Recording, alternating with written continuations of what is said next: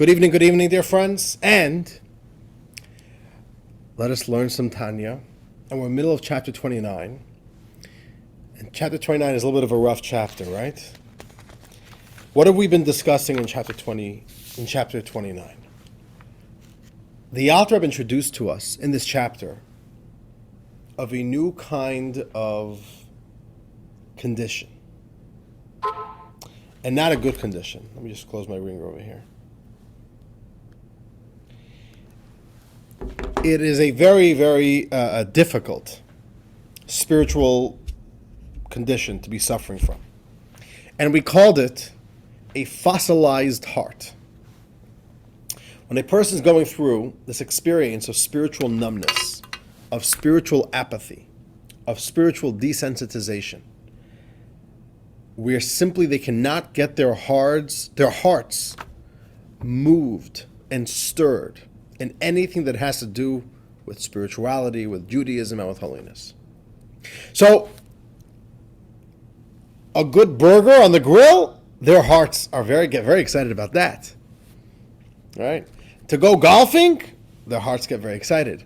But for some reason, the moment it comes to Yiddishkeit and to Torah and to mitzvahs and to God, zero movement. And they find it impossible. So first of all, how do we treat this? So the Alter Rebbe first says, let's understand why this is happening. This is coming from the animal soul. And this happens when the animal soul becomes so smug, so complacent, so full of itself, so arrogant, so comfortable in its own skin, even spiritually comfortable in its own skin, that it stunts growth. And the animal soul gives off this energy of, I'm good.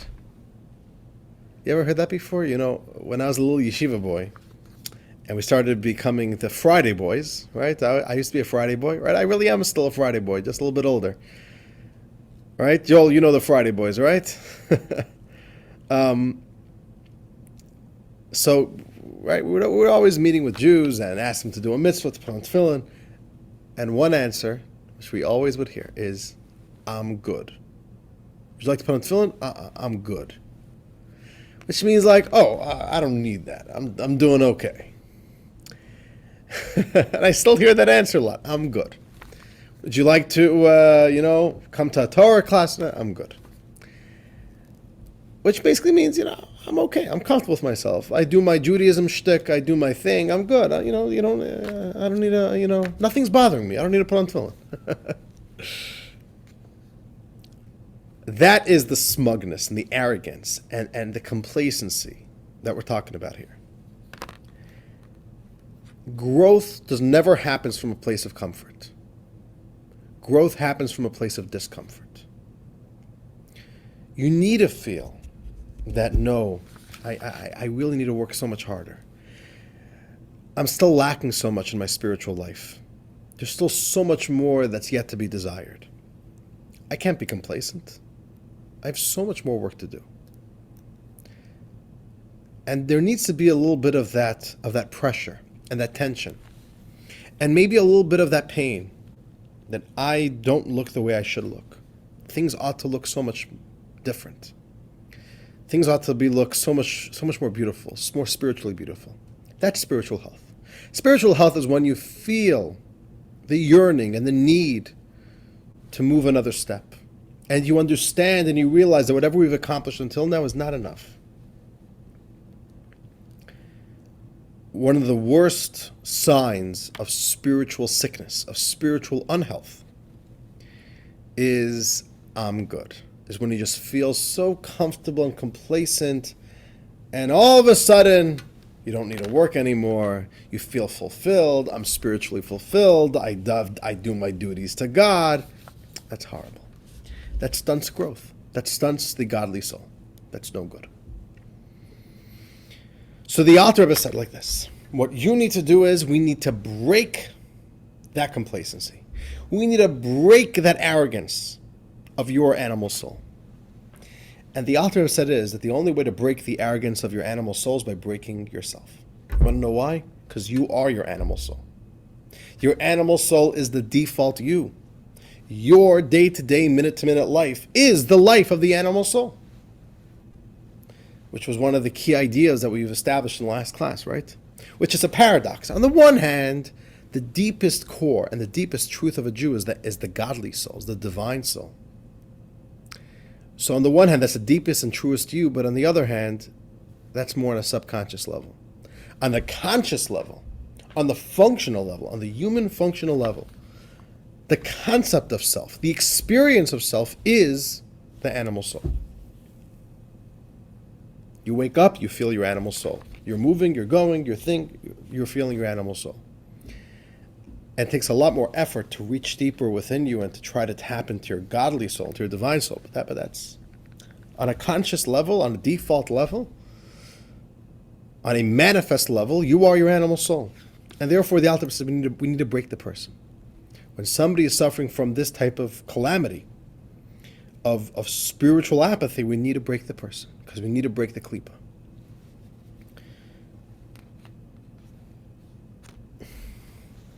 Today, what the Alter is going to do, the Alter is going to give us a few specific meditations. That if somebody just feels so smug and so arrogant and so full of themselves and so comfortable with themselves, the Alter says we need to change that. We need you to develop a sense of inner brokenness. Let's break that arrogance. Let's break that smugness. Let's make you realize that, no, I need to get to work. The way I look now is not good enough. So the Alter is going to give us multiple meditations to help generate and induce within us that sense of a yearning for a greater self, for a greater connection to Hashem, and for us to generate a sense of, I need to keep on fighting the fight. I'm actually not in a good space. I'm not in a good space. That's spiritual health. There needs to be a spiritual brokenness. And I want to, before we begin learning today, I want to play for you a song. A Chabad song. A Chabad song from the old world, from the old country. And it's a very bitter song. You'll hear the pain in the song. There's pain, there's bitterness. It's a very introspective song. The opening of the song has words, and then there's a wordless part of the song. The song goes like this. The song says, Essen essich. Eat? Yeah, we eat just fine. Schlafen schlaft sich. Sleep? We sleep just fine. Aber was soll man tun, als es daven sich nicht? But what should I do when I try to daven, it just doesn't go? And then the song continues and repeats itself. Essen essich. We eat just fine. Schlafen schlaft sich. We sleep just fine. Aber was soll man tun, als es lernt sich nicht? What should I do that when it comes time to study Torah, it just doesn't go? And then you hear the song it goes up a notch and it goes deeper. Why? And it's a song of yearning. I still have so much more spiritual work to do, to overcome my animal soul, to try to develop that spirituality and to fight the struggle. And what the song is a sense of expressing that we are struggling. We need to do a lot more work. And I think the spirit of the song captures the spirit of this chapter. So I want to play for you the song. This is from the original recordings of the Chabad songs. Starting in the 1960s, the Rebbe wanted that we should properly record Chabad song. It's like that the beautiful melodies of Chabad, tunes which are hundreds of years old, should be properly recorded for posterity. So 16 volumes of Chabad music came out, and it was produced by some of the greatest producers of Jewish music of the 60s and the 70s and the 80s. So it definitely has a little bit of a rustic feeling. This is probably from the 70s. This is from volume 2, so probably from the 60s. This is a recording from the late 60s.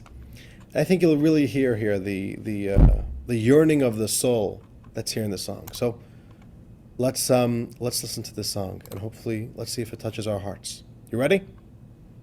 Let's give it a shot. Here we go. Essen, esst sich, trinken, trinkt sich, was soll man denn tun, als darf sich nicht. Essen, esst sich, schlafen, schlaft sich, was a Meneton, as a lemon zagnit, essen, essir, trinken, trinksir, was a Meneton, as a lemon zagnit, essen, essir, schlafen, schlafzir, was a Meneton, as a lemon zagnit, essen, essir, trinken, trinksir, was a Meneton, as a lemon zagnit, essen, essir, schlafen, schlafzir, was a Meneton, as a lemon zagnit, essen, essir, trinken, trinksir, was a Meneton, as a lemon zagnit, essen, essir, schlafen, schlafzir, was a Meneton, as a lemon zagnit. Oh, mama, mama, ya mama, ya mama, ya mama, mama, mama, ya mama, ya mama, ya you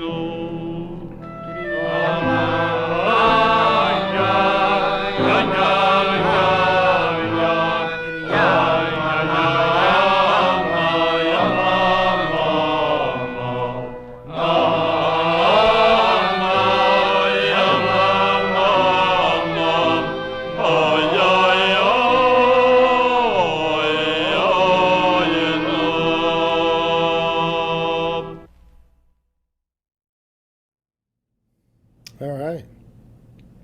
How was that? Did you hear the message? You heard the tone. There's a certain depression, no? There's a certain sadness, a bitterness in the song. And it's a song of recognition. Things are not going as good as they should be. And you know what? That's a good thing. It's a good thing to feel that way. Because if you don't feel that way, you're not going to grow. You know, when a kid comes home in first grade and shows you his math book and shows you his spelling and shows you what his handwriting looks like, on the one hand, you want to tell the kid, you know, you're doing an amazing job, it's beautiful, you're learning so much. On the other hand, you really don't want that he stays at life at this level. You don't want a 20-year-old saying, "Oh, I'm good. What anyway?" There has to, you have to know the horizons. You have to be able to see and yearn for something higher. And that's what the Alter was saying we need. Spiritual health is that we understand that there's a horizon and we still know that there's so much more to climb and to grow. That's what we need to do. And there's no question, this is at the foundation of the way Chassidus teaches us. We have to see life.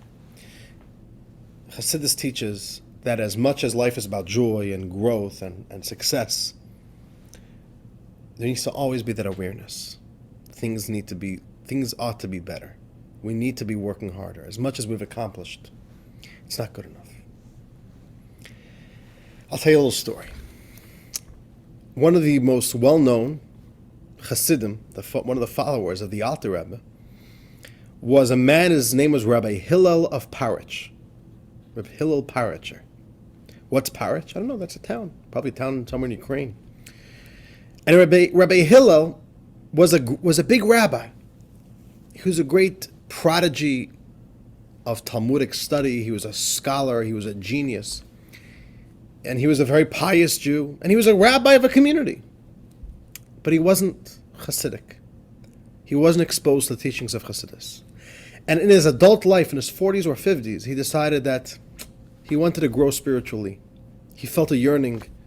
And he traveled to the Alter Rebbe to learn and to grow and to learn the ways of Hasidus. And because Rabbi Hillel found Hasidus at such an advanced stage of life, he would very often reflect about what changed in his life. What was the big shift? From before he was a chassid, from before he was exposed to the teachings of chassidus, to after. What changed? And he shared many anecdotes that captured this kind of paradigm. What happened before and what changed after. And Rabbi Hillel once shared like this. He says, before I was a chassid, I legitimately, sincerely felt that when I come to heaven, God is going to have to invent a brand new version of paradise for me, because there's no way that it's possible that there was ever such an impressive Jew like me before in history. Just can't be. So God's going to have to create and patent a whole new dimension of paradise, because I'm going to blow it out of the water. Just look at me. I'm the best thing since sliced bread. I'm a religious Jew. I'm pious. I don't sin. I know Talmud. I'm a rabbi. I'm everything. I'm even humble. That's what I thought before I came to the Alter Rebbe. Then I came to the Alter Rebbe and I started learning Chassidus. And you know what I realized? I realized how kind and how benevolent and how patient and how merciful must God be, that he makes space for little nobody me in his world. And that he gives me, little nobody me, a chance to do a mitzvah and to connect with him and to study his Torah. Little low-life me gets to connect to God. That's the difference I had. Before he came to the Alter Rebbe, he was smug, he was full of himself, had this arrogance. And the Alter Rebbe helped him see things a little bit differently. And in this chapter, when there's somebody who is suffering from this arrogant heart, fossilized heart, that is just simply, totally, let me just get this set up over here, which is just totally apathetic to growth, and it's so cold, and it's so full of itself, the Alter Rebbe says you have to change your perspective. You have to see things differently. You have to see that, no, that's not the truth. We have to grow. Things are not the way it should be. So, with all that introduction, let us begin. The author is going to give us a few different meditations that if you can't get within yourself to see things, to have that awareness that we need to grow, and to feel that inner brokenness over what life is, and that life the way it is not good enough. We need to feel that brokenness, that bitterness, like we've heard in that song. If you can't get yourself there, here are a few meditations which hopefully should work. You ready? And dear friends, it's a little bit rough. Because again, what are these meditations designed to do? Not to inspire you, but to break you. To break your heart. So it's a little bit rough. You ready for a little bit of a rough patch of Tanya? Here we go. Page 216 in your handouts. Part 2 of the chapter, Meditations to Crush the Ego. There you go. We gotta crush that ego when that ego gets out of hand. We'll begin with our first meditation, the lowliness of man. Says the Alter Rebbe like this: since it is indeed the case that the animal soul defines the self of the person, like we've just learned just previously in the chapter, that who are you as a human? You are your animal soul. If that's the case, says the Alter Rebbe, it follows then that the person stands at the furthest possible distance from God more than anything else in existence. The Alter Rebbe said, I just want you to think about this.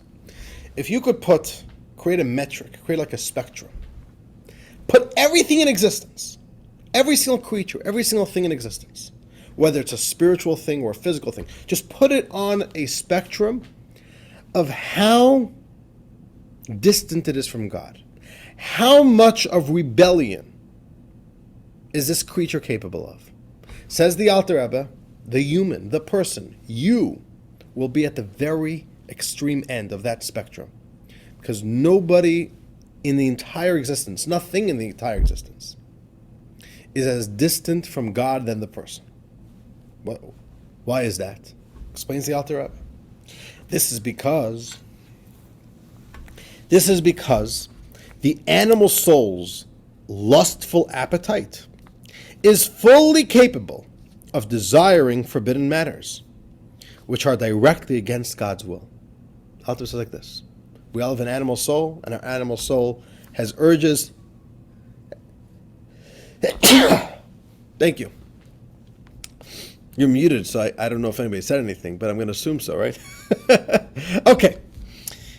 We all have an animal soul, and the animal soul has an appetite for what? For life, for living, for pleasure. And the appetite of the animal soul is capable of also desiring and being tempted and seeing pleasure in stuff that are forbidden, which the Alter Rebbe says, which are directly against God's will. So let's consider this. We as a human are capable, and we do, desire things that God does not want. Okay, that's a fact of life, right? We're human.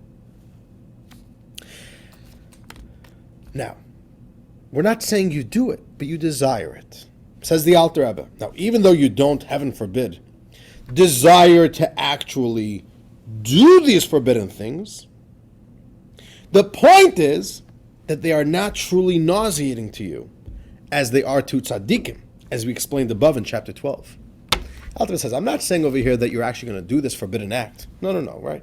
We don't even have to go there. Let's not go into our sins. Let's say there's a sin that we don't do, but we're tempted by it. And on a theoretical level, that would have been very pleasurable if we could do it. The Alter says, I didn't say you did it, but let's just consider this.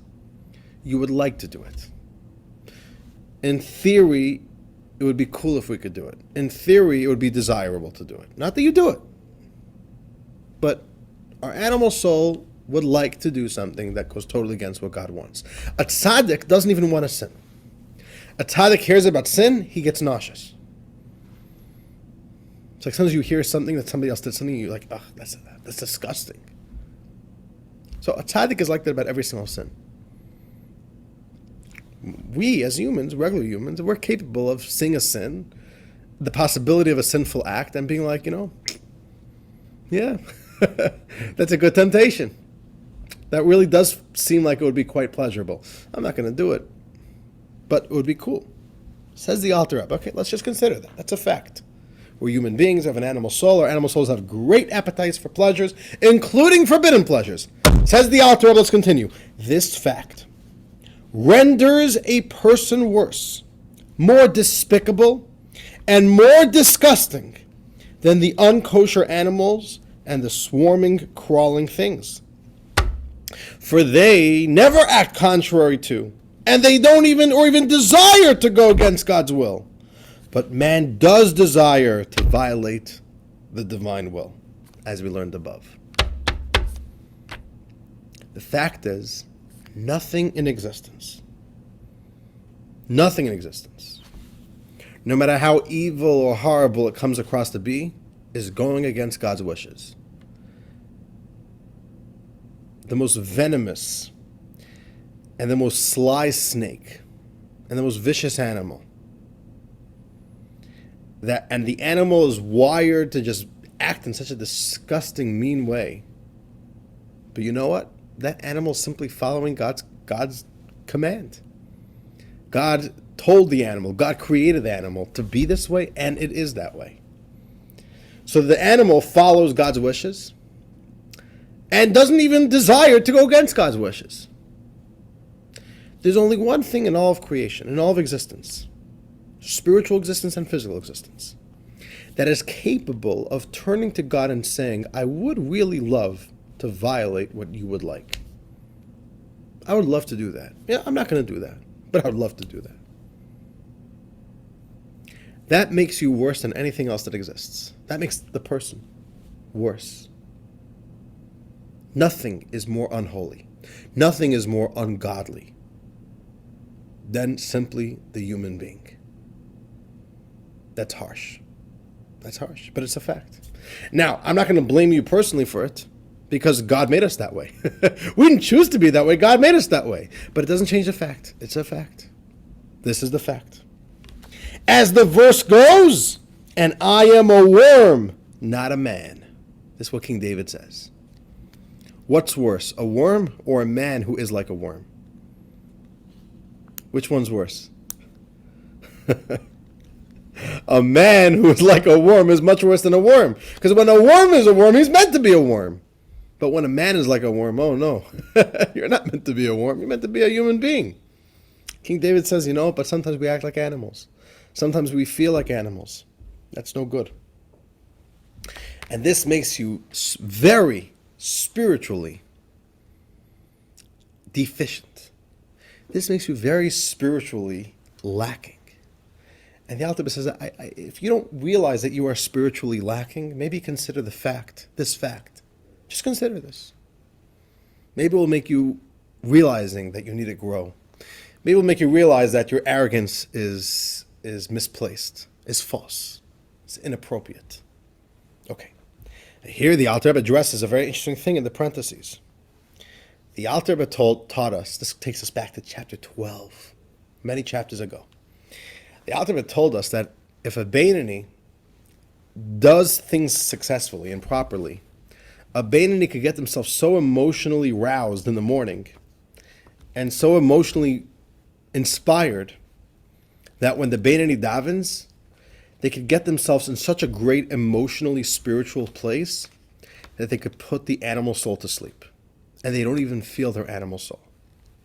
So in the parentheses, the Alter addresses this. Maybe the Beinoni could say, 1 second, I put my animal soul to sleep every day for a full hour. I can't be that bad. I have an hour a day where my animal soul is not in control, does not define who I am. So maybe I'm not so bad like you're describing. The Alter says, Let's read. Bottom of page 216. Says the Alter Rebbe, true. During the time of prayer, the divine soul gains strength and arouses a love for God, which suppresses the animal soul and puts it into a state of sleep. But even then, says the Alter Rebbe, you cannot consider it a real change within you, since this state dissipates and passes after prayer, and the animal soul resumes its dominance within you. So the Alter Rebbe says, okay, listen, you've imposed upon yourself a more spiritual state. That's wonderful. It's very good. It's very healthy. But the Alter says that doesn't fundamentally change you. The truth is in the pudding. The moment the prayer is over, you're back to being an animal soul. So the Alter says what we're saying stays true. Since you are the animal soul, and because the animal soul is capable of desiring to go against God, that makes you the very worst form of life in all of existence. How's that for a compliment? That's meditation number 1. How are we feeling? Is it a little bit of a downer? We're not feeling so great. Here's a story of the Baal Shem Tov, which captures this essence. This is a wonderful story. You ready for this? In the times of the Baal Shem Tov, 1700s, late 1700s, there lived a Jew. And this Jew started convincing himself that he is such an impressive Jew. I am so pious, and I am so righteous, that I am such a great tzaddik. And he would submit himself to doing these acts of I'm trying to look for the right word, like afflicting himself, as a form of penitence and as a form of spiritual growth. This is an old school of thought within Judaism, which was a misguided school of thought that you have to break the body. And the more that you kind of break the body and suppress the body, the more you allow the spirit to emerge. And by the way, this is very similar to what happens in Eastern religions. They have the same thing. Become an ascetic. Remove yourself from physical life. Deny yourself physical pleasures. Even make yourself uncomfortable. See, he would roll in the snow and he would fast a lot. And he thought that he's reaching the most spiritually sublime levels by fasting and becoming an ascetic and rolling in the snow and making himself uncomfortable. And he thought of himself to the high heavens. All of a sudden, this Jew, who in his own mind, he's a big tzaddik, he hears that there's a man named Rabbi Yisrael Baal Shem Tov, and that he's a tzaddik and that people flock to him, and he gets all offended. People are going to the Baal Shem Tov. Why does nobody visit me? I'm such a great holy man. Why does nobody come to me? So this man says, I got to go see who the Baal Shem Tov is. Because it's inappropriate. Why do people go to him? They should come to me. I'm such a big tzaddik. So he goes to the Baal Shem Tov. And as soon as he goes to the Baal Shem Tov's court, the Baal Shem Tov sees him. And the Baal Shem Tov says, I want to speak to you for a little bit. Can you follow me? And this man says, oh, Baal Shem Tov probably recognizes how great of a man I am, that he wants to talk to me. Maybe he's going to bring me into his study and share with me the secrets of the Torah. But the Baal Shem Tov takes him outside of the synagogue and takes him to the stable where the horses are. And the Baal Shem Tov says, you see here my stable, I would like to introduce you to my two horses. Here is my first horse. He's young and strong, and he's the horse that whenever I need to travel, he's the horse we use. And he loves, whenever we are parked and we're not traveling, he rolls in the dust and he rolls in the snow. And here's my second horse. He used to drive me, but he got very old, he's weak, so we just keep him here in the stable. He's old. But his teeth don't work anymore. His jaws don't work anymore. He doesn't eat very well. It's hard for him to eat. So he fasts a lot, the second horse. So the Baal Shem Tov says, look, they also roll in the snow. They also fast, but they're still a horse. And this Jew got the message. What's the message? Sometimes you could convince yourself, oh, I'm so spiritual, I'm doing all these good things. Maybe you're just still a horse. Maybe you're still an animal. Maybe you've still got your animal soul. Maybe you got to have a little bit of a reality check over what's really happening, what your spiritual status really is like. So Baal Shem Tov says, consider this, and realize that this is a little bit of a proof that spiritually we need to grow a lot. We have a lot of work to do. We are not in a spiritually good place. We cannot be complacent with who we are. This is the first meditation. Page 217, second meditation, revisiting your past sins. You ready for the second meditation? Let's read. Says the Alter Rebbe, here is another especially effective method for crushing your ego. You ready?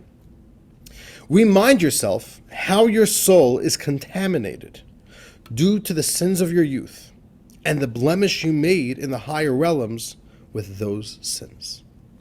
Let's pause here. The Alter Rebbe says, I know today you don't sin anymore, but in your youth you sinned. And, in our youth, the Yetzer Hara, the evil inclination, is especially excited, more passionate. And the Baal Shem Tov, with these words, sins of the youth, he's hinting to sins of promiscuity. And when you sin, it contaminates the soul. It creates a stain on the soul. So the Alter says, remind yourself that you sinned. And that sin has contaminated your soul, has stained your soul. And not only are you staining your soul, but you're causing a blemish in the higher realms with those sins. You're creating damage above. Now you could say, 1 second, but I've done that sin so long ago. Why should I remember that sin? I did it 30 years ago. I did it 50 years ago. You want me to remember that sin? Why should it bother me today? Says the Alter Rebbe, let's continue reading. You may have done those sins long ago, but those higher realms transcend time. So it is as though you caused that damage and brought that contamination upon yourself this very day, heaven forbid. Allah says, just consider the fact that right now we live within the limitation of time. And therefore, something that happened today is fresh. Something that happened 30 years ago is, it's history. It's in the distant past. So, for example, when we do something and it embarrasses us, we feel we feel stupid that we did something. We made a poor decision, poor judgment call. in the moment, the day that we did it, and in the week that we did it, we feel very, very, very down that we did it, right? We feel, the pain is very raw and fresh. But as time goes by, right, time heals. Time heals. Time makes us forget. And we move past those mistakes. We move past the shame. Right? But the Alter says, no, but consider, don't do that. Realize that in the spiritual realm, there's no time. And if you've caused damage, it doesn't help by saying, but that was 30 years ago. It's as if you did it just today. So the Alter says, remind yourself of sins you've done in the past. And that will help you crush your ego. That will help you crush that complacency and that arrogance and that smugness and that sense of, I'm good. Okay. But you tell the Alter Rebbe, I should remember the sins that I've done, but I already did teshuvah. I've repented. I've cleaned up the mess. I cleaned it up. I washed off the stain. I've repaired the damage. Why should I revisit? Why should I have this old thing that I've already cleaned up? Why should that haunt me again? Says the Alter Rebbe, yes, you did a proper teshuvah. You did do a proper teshuvah. But, there's a big but. Says the Alter Rebbe, but teshuvah is principally an act of the heart. And the heart has many facets and layers. That's why teshuvah is measured entirely according to what sort of a person you are, your circumstances and situation, as anyone familiar with these matters knows. The Alter Rebbe has a very general rule about teshuvah. Teshuvah is not about doing something. When it comes to doing something, everybody does things the exact same way. If you have to put a nail into a piece of wood with a hammer, it doesn't matter who you are. It's the same exact act. You either did it or you didn't do it. When it comes to an emotional act, all of a sudden it varies from person to person. How deep are you? How mature are you? How spiritually developed are you?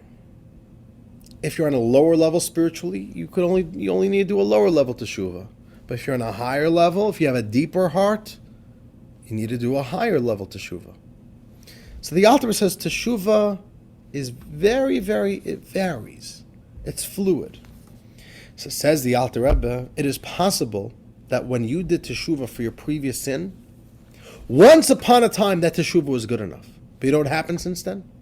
Since then you grew in your spirituality. Since then you matured. Since then you became a greater person. And you know what then also happens? The teshuvah, the stain that was once cleaned off, all of a sudden that stain reemerges. And maybe the fact that you are suffering from your animal soul now is because that sin is now reemerging and creating that damage again. The damage is showing back up. Let's read. Says the Alter Rebbe, right now, in your present circumstance, you see that you are not catching the fire of your soul. You see that you're suffering from this fossilized art.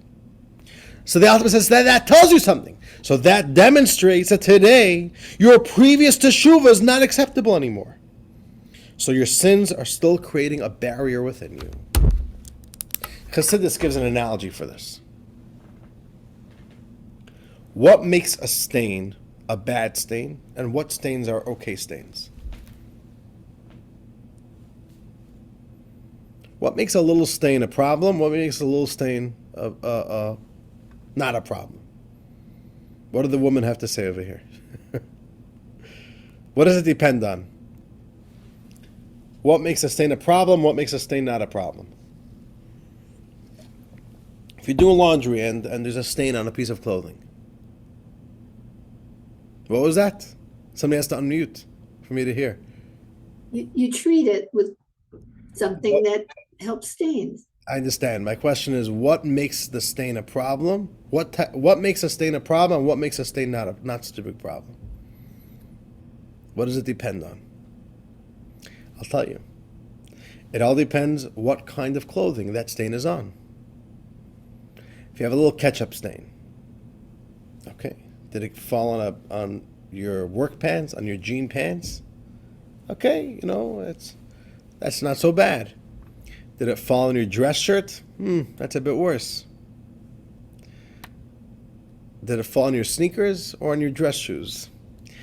Did it fall on your beautiful wool jacket? Did it fall in your, right? A little stain, right? There are some stains that just, you never fully get out. So if it's on a black pair of pants, no one sees it. What happens if it's on your white shirt? What happens if it's on a silk garment, which is very sensitive? Ooh, all of a sudden, this stain becomes a problem. So sometimes the exact same stain could either be no big deal, no one's even going to see it, it looks clean, and that exact same stain somewhere else, all of a sudden is, ooh, it's an eyesore. Ooh, this stain's getting in the way. So the optimist is like that. The more beautiful and the more radiant and the more clean the soul becomes, the more the little stains start showing. And it could be that you wiped off that stain 10 years ago. And 10 years ago, the soul looked clean. But today, the soul has become whiter and finer and more beautiful. And all of a sudden, that stain is reemerging. Ooh, it's still there a little bit. We still have to wipe it away a little bit. And the Alter says that is why sometimes sins that you've already done teshuvah for, you've done, you've cleaned up the mess. You removed the stain. It's true. 10 years ago, you've done your part and you did remove that stain. 10 years ago, it was clean. But what looked clean 10 years ago today reemerges as a problem again. And the Alter says this is maybe one of the reasons why you're suffering from this condition, from this smugness and from this arrogance and from the klipa of your animal soul. It is because that sin, which creates contamination, which creates damage, which creates a barrier, which hurts your spiritual health, is reemerging again. You need to now revisit that sin. You need to clean it up again. And when you realize that, that will help reduce your arrogance, reduce your ego, reduce the smugness. Okay. The Alter now says another very, very interesting thing. Bottom of page 217. The Alter says there's also another possibility that explains this condition. It could be that your earlier teshuvah is still acceptable. There's also a possibility that the earlier teshuvah is still good. You don't need to do more teshuvah. But the cause of your spiritual numbness is because God wants you to rise to a higher level of teshuvah. So he induces this internal condition to encourage you to reach for a teshuvah from yet deeper in your heart. Sometimes it could be that God just simply wants to encourage you to go deeper. And so therefore he makes you feel that. But the point is, the Alter says, sometimes we do need to revisit our old sins, even though we think that they're in our past. Let the past stay in the past. Why do you got to open up an old can of worms? But the Alter says sometimes we have to do that. Sometimes old sins come back to haunt us. That's the way it works. Page 218, and the Alter concludes, and this explains what King David said, and my sin is always before me.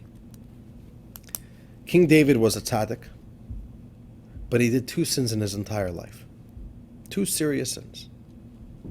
Which, first of all, that's a wonderful accomplishment, no? Isn't that amazing, living a whole life? 2 sins, it's all you've done. Sounds pretty good to me, no?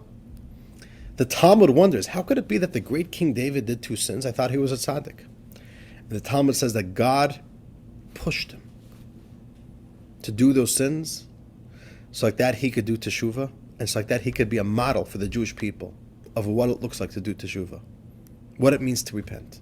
We need to have a model. We need to have a model of what it means to make a mistake and then grow past that mistake. King David is our model. And in the book of Psalms, some of the chapters of Psalms express the deep pain and the anguish and the remorse that he has for his mistakes. And King David was very hard on himself, by the way. King David, his whole life, he wouldn't forgive himself. He wouldn't forget. He was constantly doing teshuvah. And there are some very painful descriptions of him pouring out his heart. This psalm, Psalm 51, is really one of those psalms where it's a very difficult psalm, where King David is describing his process of teshuvah, and it's very heartfelt. And King David says these words, and my sin is always before me. I never forgive myself. I never move past it. I'm always reminding myself of the sin. And the Alter says this is why. Because the more you grow, the more we have to do the cleanup from that sin. Okay. So Alter says this is another way how you could remind yourself that we have a lot more good work to do, and to remove that arrogance and to make you realize, no, I got to work very hard over here. Here's another meditation. Third meditation. Page 218, right? Here's revisiting your neutral past. Says the Alter Rebbe, what if you are innocent of any serious sins of your youth? What if you didn't sin? You don't even have any youthful sins. What then? Says the Alter Rebbe, here, I'll give you another meditation that will work even for you. Can you imagine somebody who has no sins of their youth? It's like theoretical almost. But the Alter Rebbe says, okay, I'll give you a meditation that could also help crush your ego as well, even though you have no sins. Says the Alter Rebbe, you still must take seriously to fulfill the statement of the Holy Zohar that a person must be a master of accounts. Says the Zohar, a person has to be an accountant over their life. A master of accounts. What does that mean? Let's continue reading. That means to make an inventory with your soul of all the thoughts, all the words, and all the deeds that have gone by from the day you came to be until this day now. That's pretty difficult, no? You know how much self-awareness you need to have? You know how much self-control? I mean, like control over your life, like how self-directed you need to be. I don't remember what I thought about this morning. You want me to remember and have an accounting of all the thoughts and all the things that I said and all the things I've done? Okay, that's a pretty big deal. I guess some people are capable of this. It says the Alter Rebbe, you should ask yourself, were they all serving a holy purpose? Were all those words, thoughts, and deeds, were they serving a holy purpose? Or were they serving an impure purpose, heaven forbid? What were they? What's an impure purpose? Says the Alter Rebbe, for any thought, any word, or any deed that was not for God, for His will, and for His service, is of the side of impurity, no matter how neutral they seem to be. Impure means anything that is not directed to holiness and to godliness and to mitzvahs. Says the Alter Rebbe, that's indeed the definition of the term sitra achra. It means the other side, meaning anything which is not the side of holiness, as explained earlier in chapter 6.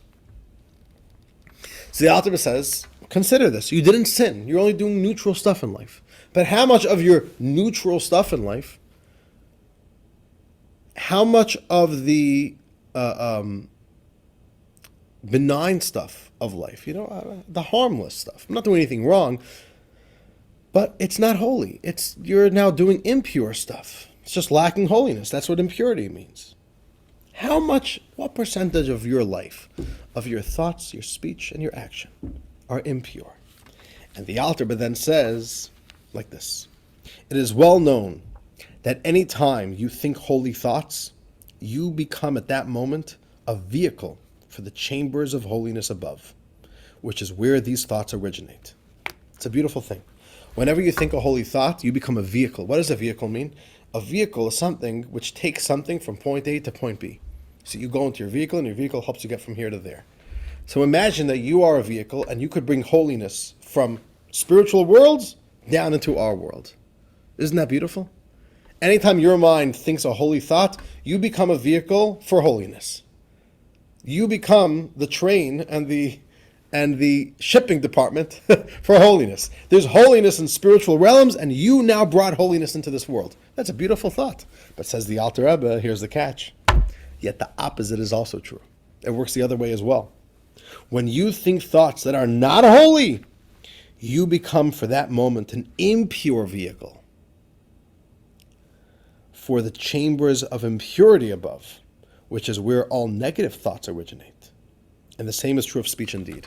The Alter Rebbe says, you've got a lot of impure thoughts, speech, and actions in your accounting book.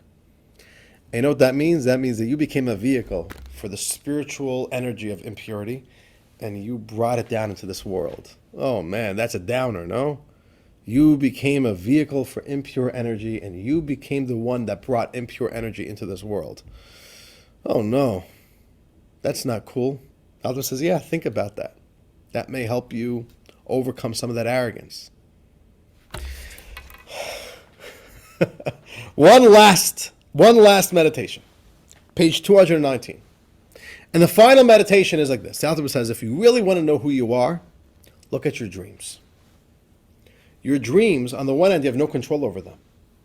Specifically because you have no control over your dreams, the dream sometimes is the best indicator of who you truly are on the subconscious level. On the conscious level, we're always practicing inhibition, right? We're always filtering who we are and what we do and how we show ourselves. But our deepest, darkest secrets come out in our dreams. And if you're not sure, if you are spiritually deficient, if you don't think you need to grow spiritually, if you think you are spiritually complacent, if you think you're good, says the Alter Rebbe, no. Let's look at your dreams. What do your dreams look like? Page 219. What your dreams tell you about yourself. Says the Alter Rebbe, another thing you should consider. The majority of your dreams are empty and pointless. Are we all on the same page? Are most of our dreams empty and pointless? We're all human here, right? We're all on the same page. Okay, good. Why are they that way? Why are our dreams so stupid and pointless and foolish? And why is it? Says the Alter Rebbe, it's because your soul is not ascending above when you sleep. Your soul is not going to heaven. As the verse goes, who will ascend the mountain of God? One with clean hands. The Alter Rebbe says like this. We all have a pure soul. And ideally, when we sleep, our soul should be able to ascend to the higher worlds, to the spiritual worlds from where the soul comes from. That's really what's meant to be happening when you sleep. You're supposed to be having spiritual, holy experiences when you sleep. And when you're having spiritual and holy experiences, when you sleep, you also have spiritual and holy dreams.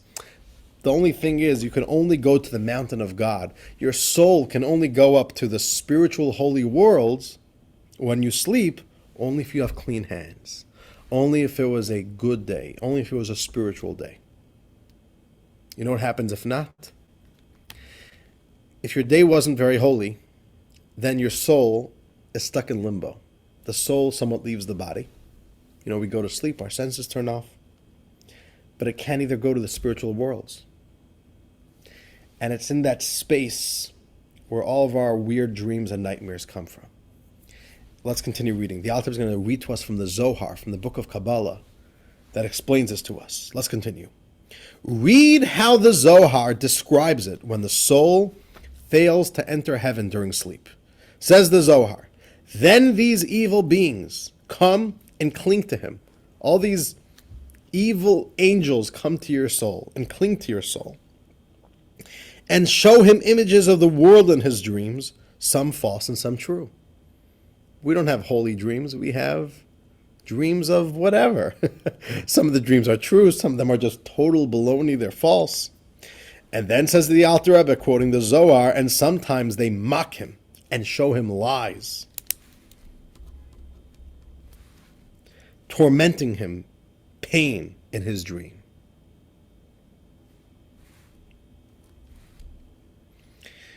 Right? Look at your dreams and you know who you really are on the inside. If you dream holy things, if you're dreaming Torah, good for you. That means that in your subconscious you're holy and pure. But if your dreams are just, stupid and meaningless and pointless and scary and nightmares, it's probably a good indicator that you're not in the best spiritual standing. So the Alter says, and when you realize that, hopefully that will help you get rid of that smugness and that arrogance and that apathy. And it'll make you realize, no, we do need to grow more spiritually. Says the Alter Rebbe, see the entire passage there in the Zohar to Leviticus, folio 25a and b. See there at length. This is the final meditation. Concludes the Alter Rebbe. And what do we hope to do? What's going to happen when we meditate these things? Here the Alter Rebbe concludes with the strategy. Middle of page 219, the strategy. What's the strategy? This then is the strategy. You focus on these matters and expand upon them, both in personal reflection and through study of the holy books. So put in the effort to meditate on these meditations if you need to cure yourself. And then what's going to happen, says the Alter Rebbe, so that you become heartbroken within. Become heartbroken. Realize that I am spiritually in trouble.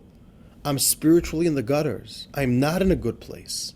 Get to that point of realization. Reach that heartbrokenness. And, says the Alter Rebbe, you should reach, in the words of the verse, disgusting in your eyes and repulsive. You are so absolutely disgusted that you literally disdain your very life. Look at your physical life and say, "Oy, this is an embarrassment. I look horrible." Now, this is harsh stuff. But if you're suffering from spiritual apathy, this is what you got to do. You got to break down that animal soul. It's not good. You got to break it down. And the Alter Rebbe says, when you do this, in effect, you are disdaining and humiliating the Sitra Achra with which yourself is identified. When you feel broken, you are breaking your Sitra Achra. You're breaking the unholiness inside of you. What are you doing? You are deriding it to the ground, knocking it down from its power, from its inflated ego and its pride, which it used to raise itself over your divine soul's holy light to dim its brightness. Your animal soul, its whole power is arrogance. The more arrogant your animal soul, the more it asserts itself. And the more it eclipses the light and the presence of your godly soul. So the Alter Rebbe says to break it down. Make that animal soul feel bad about itself. You have to feel bad about yourself. And when you get there, you break the animal soul, and spiritual health could return. Okay, dear friends, it's 8:30, so we're going to stop here. On that pretty uninspiring note. I know, it was a little bit tough, it was a little bit harsh, but I think it's also a healthy harshness. Will you agree with me? I think it's a healthy spirit. It's this. And what I'm going to say is like this. Don't worry about it. Next class, we still have one more part of chapter 29. The Alter Rebbe is going to make sure that chapter 29 ends on a very high note, on a very inspiring note. So this was a rough patch, I know that, but we also have to appreciate that rough patches sometimes are necessary.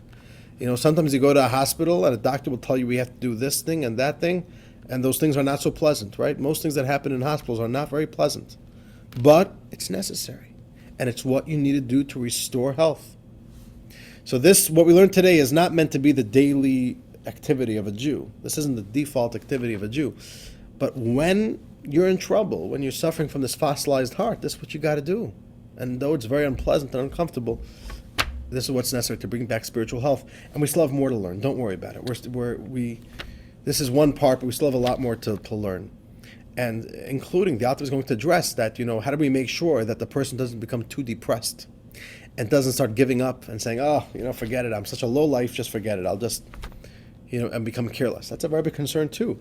The author still wants to make sure that even though if a Jew has to go through this process, that they don't come out messed up on the other side. They don't become damaged on the other side. But life has to resume with joy and with positivity and with confidence. So, let's not, we still have to keep our eyes on the goal, that we want to be happy, want to be joyous, and that's what life is all about. So we still have a lot to learn, dear friends. With that, I want to wish you all a wonderful evening. May God bless you all, and we'll see you all next week, God willing, Monday, for the final installment of chapter 29.